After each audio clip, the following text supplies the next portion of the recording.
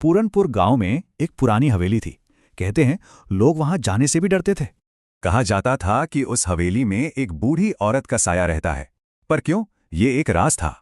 फिर एक दिन 4 अजनबी उस गांव में पहुंचे। राजीव, रिया, रमन और प्रेम।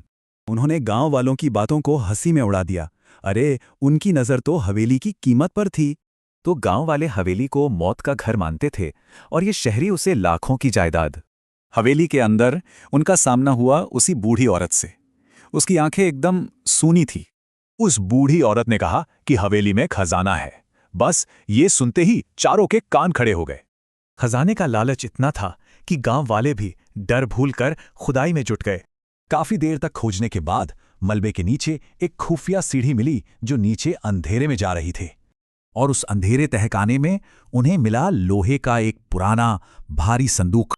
संदूक देखते ही बूढ़ी औरत खुशी से चिल्लाई, मेरा खजाना मिल गया।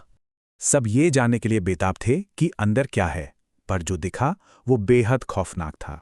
संदूक में कोई दौलत नहीं थी, बल्कि एक छोटे बच्चे का कंकाल था। तब उस औरत ने, जिसका नाम गौरी था, रोते हुए अपने इस खजाने की दर्दनाक कहानी सुनाई।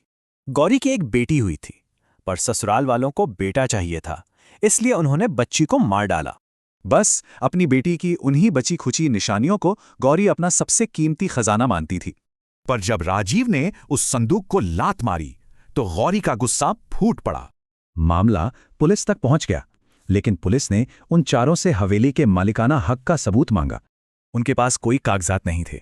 आखिर में उन्होंने कबूल कर लिया कि वो लोग धोखेबाज हैं। उन चारों धोखेबाजों को गिरफ्तार कर लिया गया। बच्ची का अंतिम संस्कार हुआ और गौरी को अस्पताल भेजा गया।